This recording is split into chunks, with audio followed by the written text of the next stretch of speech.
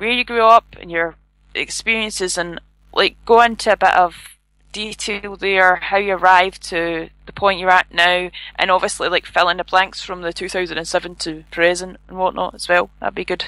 Thank you. Yeah, okay. Well, I'll keep it brief because you went into some detail there. In a nutshell, I've been a radio and club DJ and music journalist for 20 odd years, 23 years I think it is. And you kind of took us up to 2007 there. And in 2008, I started to undergo what I refer to as a conscious awakening, which I would say kind of came to fruition in 2010. And what happened was I just came to a realization of certain truths, great truths about the nature of reality and life, who we are, how we fit into things, what's really going on in the world, who's really controlling the world, who's pulling all the strings of daily human life. And I came to these realizations as a result of a lot of reading, a lot of research, absorbing a lot of information from many different authors. David Icke was very instrumental, but there are other authors as well. Graham Hancock's stuff influenced me greatly. And I just came to realise that life is actually nothing like what we've been conditioned and programmed to believe it is. And in my case, this led me down the path of looking at the music industry and reassessing all the stuff that I'd been listening to and playing out for many years, and looking at what was going on with some of the artists and some of the lyrics that were going into tracks and some of the symbolism that was going into videos. And I came to realise that the music industry, probably since year dot, from the very beginning, has been used in a major way by those that really control what goes on in the world for brainwashing and mind controlling and conditioning purposes, getting the masses to think a certain way and behave a certain way without them realising that it's going on. It's all done on a subliminal level. And so when I came to this realisation in around about 2010, it was a bit of a mind blower, and it turned everything that I thought I'd understood about the music game and my place in it on its head. So I had to kind of rethink everything from that point on, and it's been quite a journey, quite a process, but this is the sort of stuff that I now talk about, and it's very different from where I was prior to 2008. Right, thank you for that thorough explanation. That's so from there, I think we should actually go into your book, because you did mention about the mind control and everything, and there is a chapter in your book about requests, and you wanted to talk about that in relation to mind control as well, so you want to take it from there?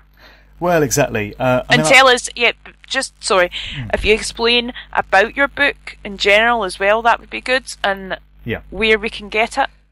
Well, I often forget that I've written a book because I'm in such a different place now to where I was when I wrote it, and every now and again I get a reminder of the fact that I did actually write this book. I put it out in 2007, and it's called Tales from the Flip Side, and the idea behind it was, by that point I'd accumulated a lot of years of travelling around the world as a DJ, and I'd accrued a lot of stories from behind the scenes of all the stuff that goes on and all the stuff that DJs experience, and I knew that it was very different to the common perception of what DJs do, because most people think that all DJs are superstars. They're like rock stars because they've been elevated to that sort of status in the public consciousness. So people think it's all wild parties and private jets and limos and, you know, girls and drugs and all the rest of it. Might be for some of the characters, but I haven't had much of that myself, I have to say. It's more, I always say it's more Ryanair and Travelodge than Emirates and Hilton. Ryanair, Travelodge and Red Bull has been the story of my DJ career. So I wanted to put out a book which told stories from the sharp end of the DJing game, and what it's really like for sort of 96-97% of the DJs out there who aren't superstars. They're just doing a job, pursuing a dream, trying to earn a bit of money, and coming up against all kinds of off-key situations in the process. So we're talking about the non-Tiestos, the non-Calvin Harris. Absolutely. Because everyone thinks, you mentioned you're a DJ, in company, in a social gathering. And people think you're Carl Cox or Pete Tong, they just think you're earning £50,000 a gig, as these guys do. And it's not the case, as many of my DJ peers will tell you. And I thought it was time that somebody put out a book that just broke down what life is like for regular DJs. So I'm talking about dodgy promoters, I'm talking about crusty clubs, I'm talking about fights in the high street at 3 o'clock in the morning as you come out of a club, and girls are throwing up and walking home carrying their shoes and walking in chips and all this sort of thing, all the stuff that you encounter as a DJ. And one of the most popular chapters initially, and to this day, has been the one that I did on DJ requests.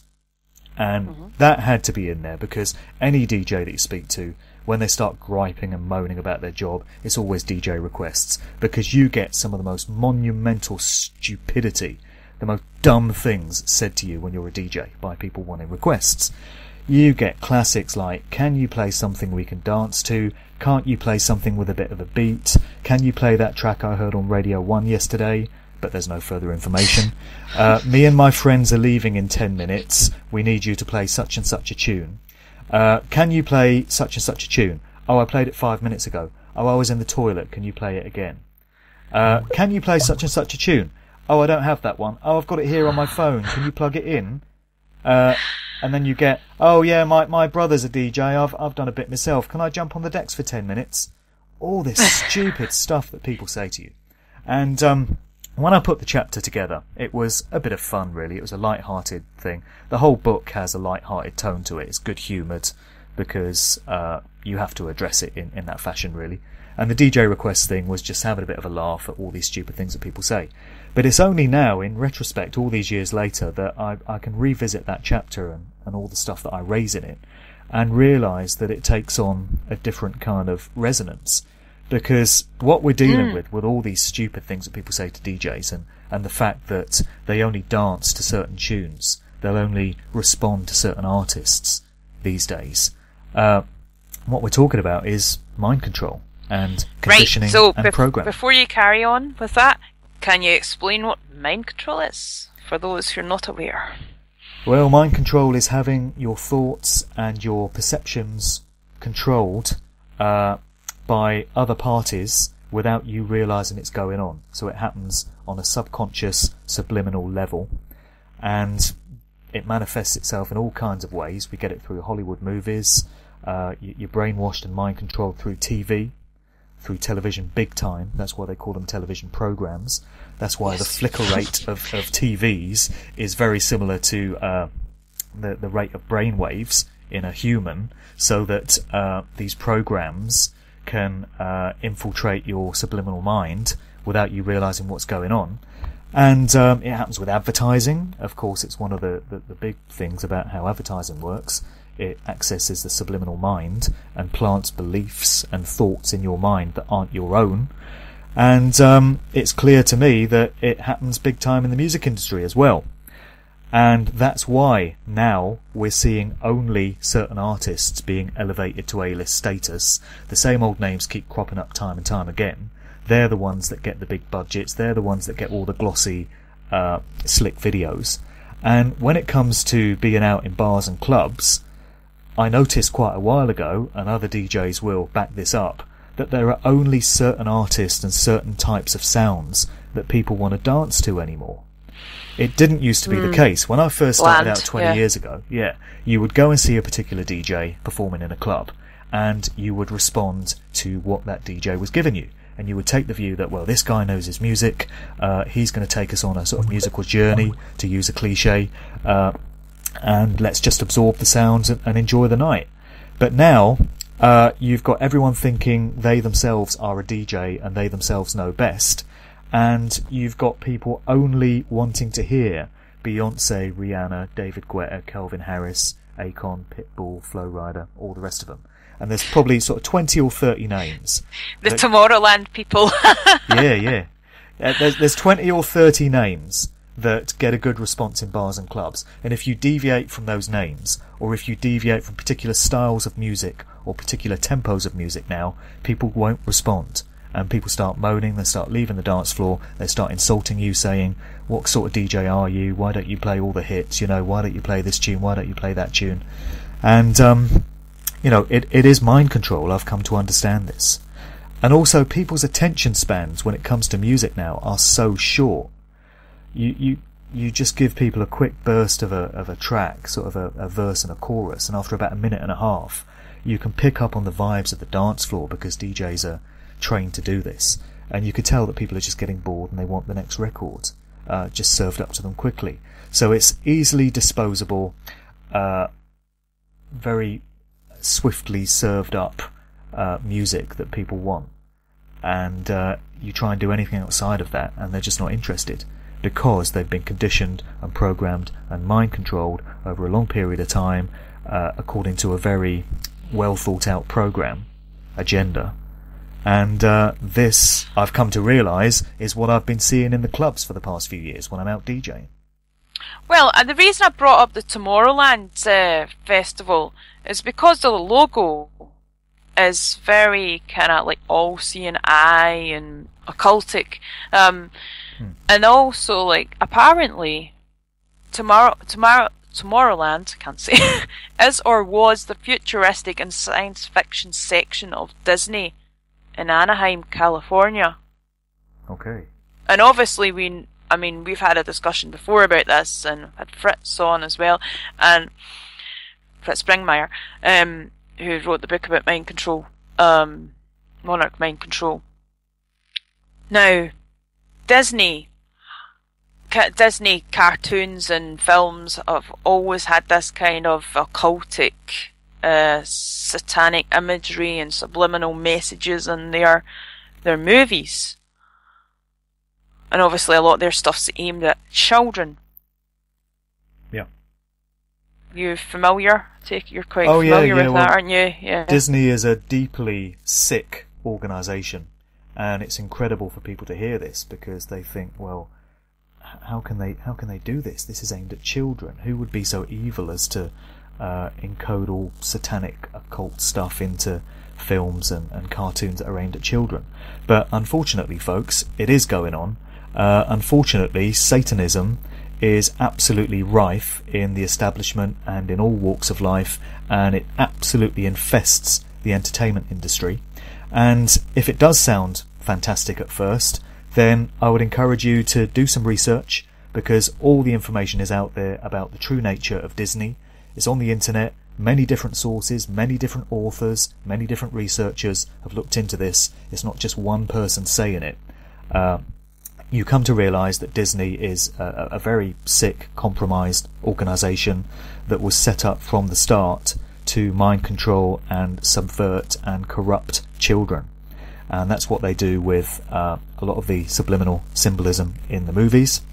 That's what they do with the logo even, because encoded in the common Disney logo that you see everywhere is 666. Again, yep. There are articles online, there's YouTube videos, there's blogs that can go into this and give you all this information. I'm just reiterating what a lot of people have known for a long time. But yeah, it's all about Disney. And of course they had the Mickey Mouse Club, which was, and possibly still is, a grooming ground for these mind-controlled artists that they want to put into the music business to further subvert and corrupt people with their various antics and via their music.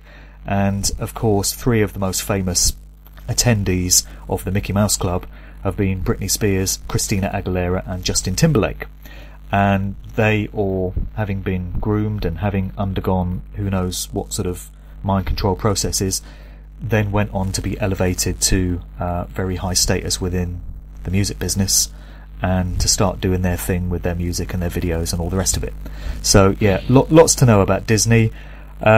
Unfortunately, it's just one aspect of a whole great society that we have in this world, which is steeped in Satanism and dark occult energy, and which is designed to mind control the masses, get them thinking a certain way, alter their perceptions, and I know it sounds fantastic to people when they first hear it, and before you dismiss it out of hand because it just sounds so out there, I would suggest that it is actually worth considering whether this is the case. Before you say, oh, this is a load of rubbish, it doesn't sound right to me. Is it not worth considering the implications of if all this stuff was true?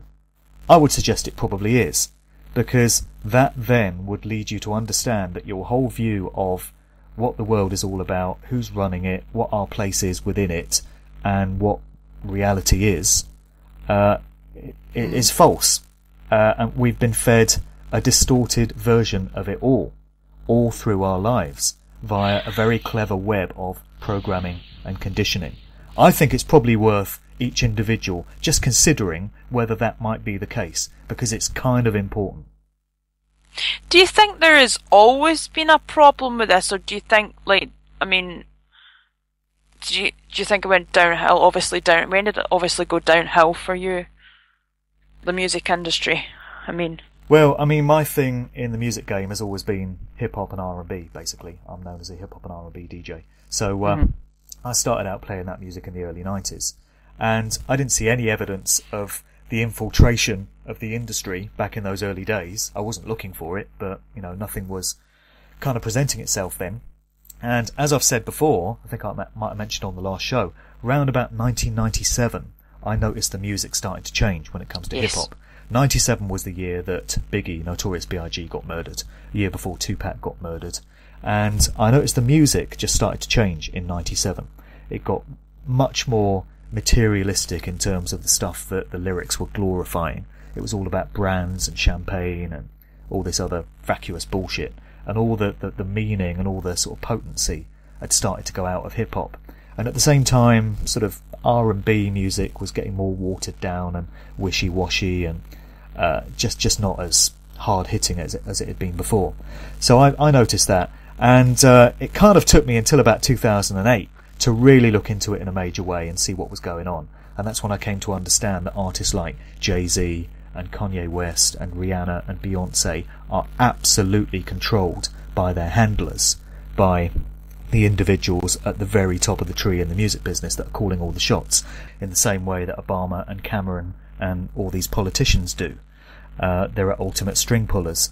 But the more I looked into what was going on, the more I came to realise that this has been going on in the music business really since day one. I did a podcast a few months ago with a great guy called Matt Sergiu, who runs a blogspot site called Conspiro Media. I think it's conspiromedia.wordpress or blogspot.com. People can look that up anyway. And he specialises in going way, way back in the music industry and looking at the likes of the Beatles and the Rolling Stones and Elvis Presley and all these early artists.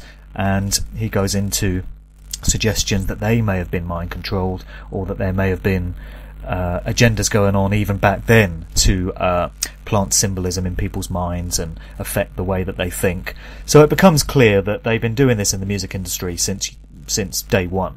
And all they do is that when a new scene comes along, or a new bunch of artists, such as the current glut of R&B and so-called hip-hop, pop artists that we've got, it's just an updating of this agenda that they've been rolling out for a very long time. So, yeah, unfortunately, the music business has been corrupted and has been affected in a big way, as have so many other walks of life.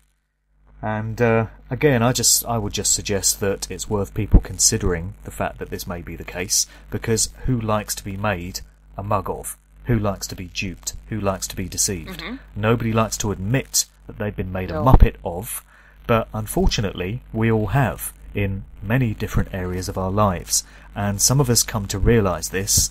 Others dismiss the suggestion out of hand because it's either damaging or harmful to their ego for them to have to admit that they've been duped and lied to, or they just dismiss it because it sounds outrageous. But a question then that I would put to these people is, just suppose you were a socio-psychopathic individual, part of some occult secret society that was hell-bent on controlling humanity and affecting their perception of life and themselves. what would you do to achieve that? There are many things that you probably would do, and one of them would be to absolutely control the entertainment business, so that whenever people watch a movie or switch on the television or listen to some music, your agenda is at work and they are being affected by the mind control techniques that you wish to put in place. It would be very remiss of you not to have infiltrated those industries. So that's just a little thought that I would invite people to muse on. Right. Now, just before we get into yours, because I do want, for the last part, I want to try and focus more on you, on what you've done with the radio, your radio and your club DJing and all that kind of stuff. But before we do that, I wanted to ask you about DJ Tiesto and Calvin Harris. Yeah. Now, they're really, really big, but yes, okay, whilst I can't deny that they have talent, and I do happen to like some of their music, but do you think that they have full control over their musical output, or do you think that there is any influence coming from above with what they're doing? Well, yeah, I wanted to get into the whole realm of electronic dance music, which is just so popular right now. Has been for many years, of course, but we've got this term EDM, electronic dance music, that's been coined in the last year or so, where it's become really big in America and it's being exported to various other countries. Of course, Britain's been doing this style of music for ages. But yeah, you've got the likes of Calvin Harris and David Guetta and Armin van Buuren and all these other people. And you touched a bit earlier on the Tomorrowland Festival, which is, of course, the big dance music festival in Belgium. And the logo, as you pointed out, is an all-seeing eye, which is a classic Illuminati New World Order control system symbol that you see everywhere. Whenever you see it, it kind of raises the antenna and rings alarm bells when you know what you're looking for. And also, I noticed in an ad for Tomorrowland, they've got butterfly designs everywhere. And if you go on the site vigilantcitizen.com, there's loads of articles on there about MKUltra mind control, which Fritz Springmeier also talks about, and Monarch programming, which is a division of MKUltra. And the symbols that are used time and time again in Monarch programming is that of the Monarch butterfly. You see butterflies in music videos as well, and whenever they're there, it's an indication that some sort of mind control agenda, some sort of subliminal messaging is going on. So it's very interesting to see those crop up in the Tomorrowland decorations. And I've been looking elsewhere in dance music because it's obvious that the hip-hop scene, so-called, has been infiltrated big time, and there's loads of evidence for that, which I've gone into in previous podcasts and YouTube videos and all sorts, and Vigilant Citizen goes into it as well. But I've been interested to know whether this level of infiltration has been happening in electronic dance music as well. And there's a few examples. There's the Tomorrowland thing. I saw an ad probably a couple of years ago for Armin van Buuren's A State of Trance night. I think it was an Ibiza club night. And in the ad, there were these two characters that were very similar to the mascots for the London Olympics, the one-eyed mascots. Yes. Mandeville and Wedlock, whatever their names are. What kind Wenlock. of sicko came up with those? Mandeville. There's a name children? to conjure with. How evil did it look? Yeah, and in the A State of Trance ad, there were these two sort of alien-looking entities with one eye. So there you go with the one-eye symbolism again. Paul Van Dyke has got an interesting logo for his name. It has been suggested that it spells out his initials, PVD. But if you go on his website and have a look at Paul Van Dyke's logo, it looks to me like a sort of crop circle design. It's kind of vaguely esoteric and otherworldly. So I'm not sure if there's something going on there. But I've seen quite a few examples in dance music recently. And I was chatting to a guy called John Gibbons from Ireland, who is a dance music DJ. And he does podcasts like I do. He does a great series called Alchemy Radio. You can get those on Podomatic if you look for Alchemy Radio. And he goes into lots of similar subjects that I do. And I was asking him about how far the dance music scene has been infiltrated in the same way that the hip-hop and urban music scene has. And he was saying, well, absolutely, you know, the likes of Calvin Harris and David Guetta don't get to where they are by accident. And you don't get those levels of success just through sheer hard work. You know, you are placed there. Yep. You are chosen. You are selected. That's why Jay-Z and Beyonce are at the top of the so-called hip-hop and R&B scene. That's why Guetta and Calvin Harris and all these others are at the top of their scene. They're selected to be there, and in exchange for being placed there and all the fame and fortune and riches that go with it, they are obviously required to do a bit of work for the control system. And that may involve sort of stuff they put into their videos. It may involve the sort of stuff that they turn up publicly in. It may involve the sort of behaviour that they exhibit when the cameras are on them. But either way, there's some sort of work that they're required to do for the system in exchange for what they've been given. And I think it's happening in dance music. Looking at how big that whole scene, that whole culture is around the world, again, it would be very remiss of the controllers not to have infiltrated that scene in a big way.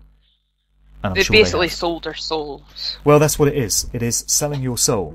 And people think that's a metaphor. But I would suggest that it's literally going on when it comes to the music biz.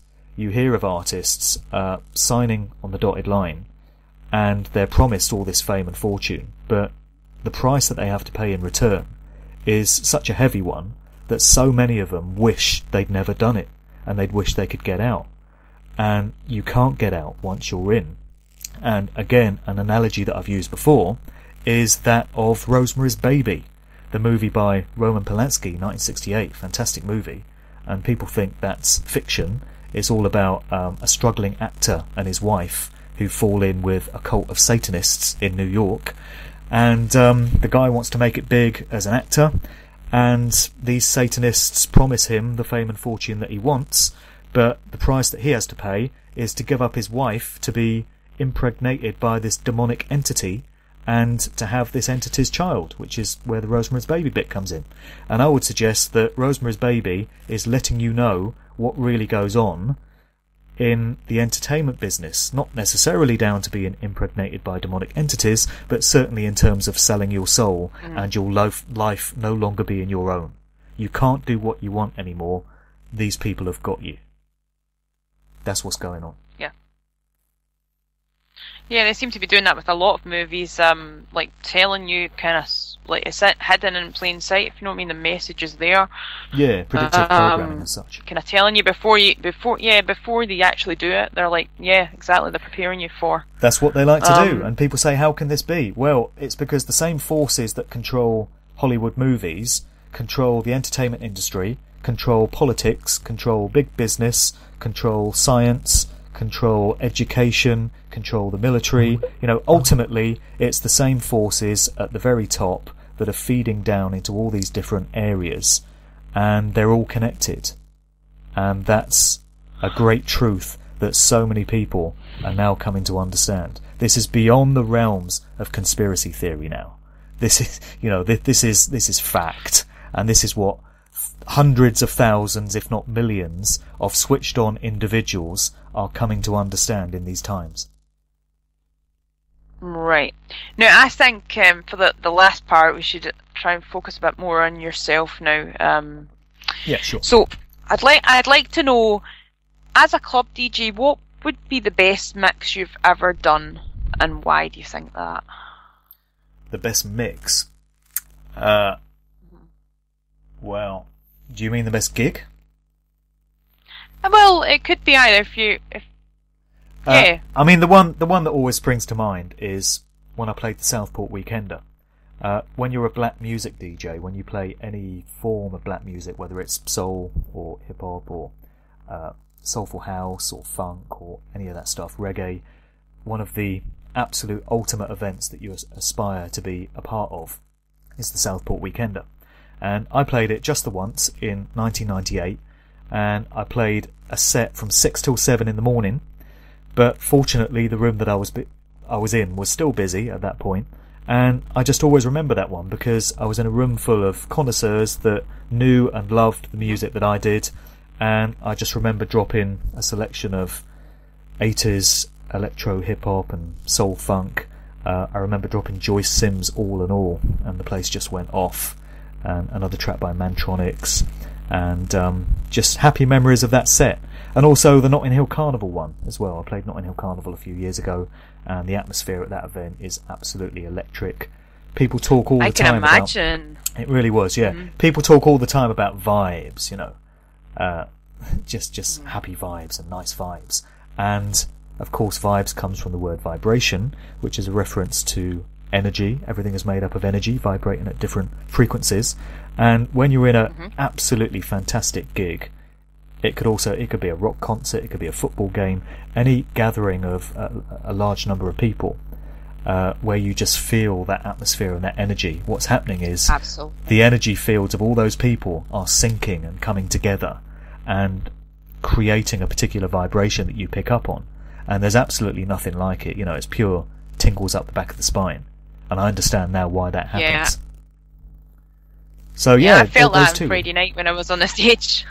Yeah. Yeah, when I done my show, there was like over 150 people there, so it was a nice. It might sound like a relatively small number, but it's only an amateur dramatic society that I'm a member of. But still, to me, that's just nice. Yeah, the old Vic next year. 150 people clapping for you and cheering and everything. It's lovely. Exactly. Good buzz. And it makes all that, like, I don't even see it as work, but it makes all the effort they put into it worthwhile. That's right. Now, in your book, I have read a bit about your book. In your book, you talk a bit about your worst experiences as a DJ. Can you tell us a bit about that, please? Oh, geez, there have been so many. I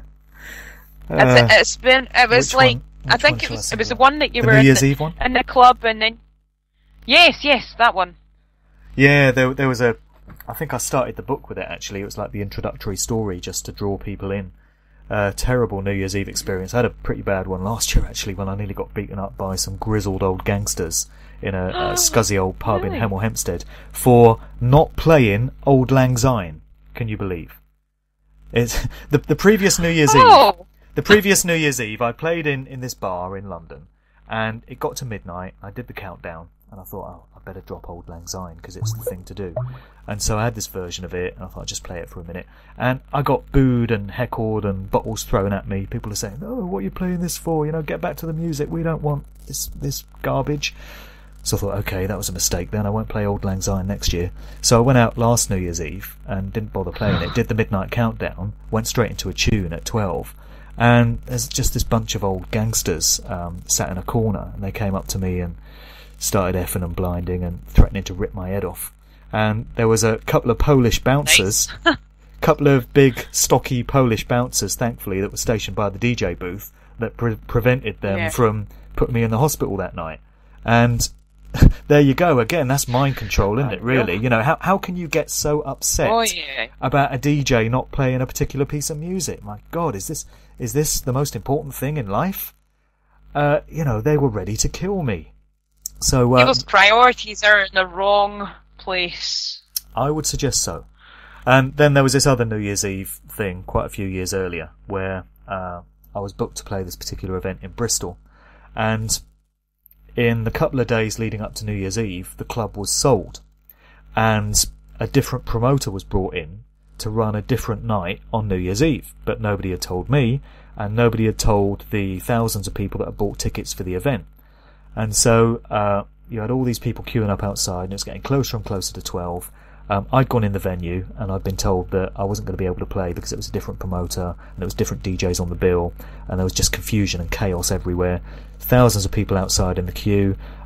Word started to filter down the queue that it was a different night, and people weren't going to get the event that they paid for, and there was a bit of disquiet in the queue. And this grew and grew and grew, and then there was a bit of a skirmish at the door, and then it just turned into a full-stage riot when people realised that they'd been duped on their tickets, and they basically rushed the door, pushed the bouncers to the floor, jumped over the desk in the foyer, the pay desk, and started taking coats from the cloakrooms and started trying to open the cash register and all the rest of it. And it was just absolute chaos. And it was just leading up to midnight. My concern was that my records were in the club, so I had to run into the club and run out with my records. By that point, the police had arrived. There were police on horseback, riot vans. The street was in chaos. It started to piss down with rain. I jumped in my car, and I saw in midnight, driving back on the M4, having not been paid. It's pissing down with rain, and the night was a complete write-off and a complete disaster. So that's probably my worst story, but there are many more, and every DJ's got some. Yeah, I'll bet. You really couldn't dream that up, could you? No, but every DJ you speak to will have a story like that. And that's the sort of thing that I put in the book, because Pete Tong doesn't talk about this, you know. Judge Jules has never had this, but the rest of us have. Jabba wants to know, did you ask for the money after that? I asked for it, yeah. I didn't get it. And you didn't? Right. No, but a short while later, I found out that the promoter in question, the dodgy promoter that had instigated the whole thing, did a bit of jail time for being a naughty boy and, you know, getting himself into a bit of trouble. So there's karma. There's karma for you. Ah, there you go. So all's well that ends well. He paid the cost in the end. Alright, a couple of quick questions just about your radio DJ side of things. So, what do you enjoy most about being a radio DJ? I've always loved doing radio alongside clubs because it's a completely different approach. With most club gigs that I do, I roll up and I've got no idea what I'm going to play. I've got a basic framework in mind of the sort of set that I'm going to drop. But as any club DJ will tell you, you're going with the spontaneity and the flow of the night. So if you plan your set rigorously and you try and stick to it, you're not going to be picking up on the energy and the vibe of the crowd, and you're not going to be able to move your set in that direction. It's got to be fluid like that. So you've got to be prepared to go where the crowd takes you. When you put a radio show together, it's completely the opposite approach, I find. If you try and do a radio show freestyle and just make it up as you go along, it will sound a mess. It will not be good at all. I find that it's good to structure a radio show rigidly beforehand so you know exactly what you're going to play, because you're not responding to a dance floor and you don't have to pick up spontaneously on how the tunes are going down, and you don't actually know how people are responding to the tunes because you can't see them, you're just in a radio studio. It allows for much more creativity, and it allows you to really structure what you're going to put into that radio show. And I love the contrast between those two different approaches to DJing. And I love the fact that radio, conventional radio, I'm not talking about internet radio or DAB even, just radio that comes out of a radio speaker the way it always used to. It affects people no matter what they're doing. So when you're doing a radio show, people can be listening to you while they're doing the washing up. They could be listening to you while they're driving to work. They could be having a barbecue in the garden. They could be in their bedroom. You know, I just love the way it reaches into people's lives, whatever they're doing, and just provides a soundtrack for that. And that's always been the appeal of radio to me. And I've never played one track on radio that I've not personally selected and that I'm not personally feeling. You know, I've never done a playlist show where you're told by the radio station what to play. That's just not me. And I've loved that aspect of it as well. Yeah. So, which interview that you've done on radio have you found most challenging, and why? I interviewed Cannabis once, the hip-hop artist. I've got a lot of respect for Cannabis because he put out a track a few years ago called Channel Zero, and it's an absolute mind-blower. I definitely recommend that people go to YouTube and look up Channel Zero by Cannabis.